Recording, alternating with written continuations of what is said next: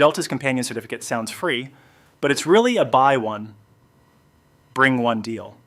The companion certificate is valuable, but only if you understand what it is and what it isn't. You're not getting a free flight. You're required to buy one paid ticket, and the second passenger's base fare is covered. It also doesn't work like miles because you can't apply it everywhere or to every price. Some routes and fare types don't qualify, and even on eligible trips, seats can sell out in that bucket. Treat it like limited inventory, not a guarantee. Most people get tripped up because earning the certificate is easy, but redeeming it has strict rules. It typically shows up around your card anniversary, then you have to book it through the airline's online booking flow, not by mixing random checkout options. Both travelers must be on one reservation, which means you can't split passengers across separate bookings.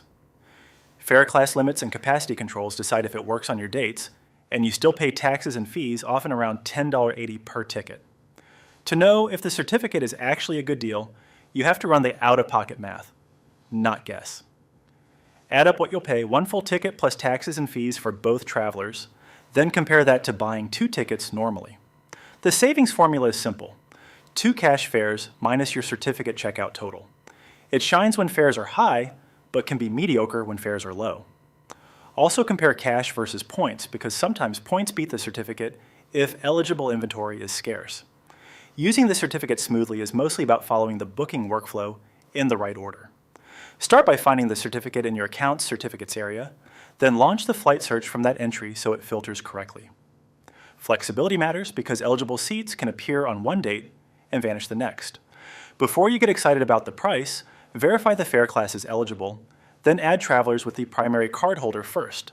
Finally, pay with the right card so the purchase tracks cleanly and any card travel protections apply. The best way to avoid wasted time is to check the deal breakers before you fall in love with an itinerary.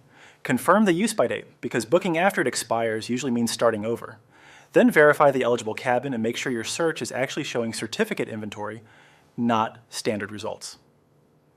Route limits can kill a plan fast, so confirm them up front. Always price the total cash cost, including both sets of taxes, and read the change and cancel rules because fees can erase your savings. If your certificate saves less than the extra fees you're paying, it's not really a perk. CreditCardAgent shows which cards fit how you actually spend and estimates the annual dollar impact versus your current card. Free, no login in, no credit check. Links in the description.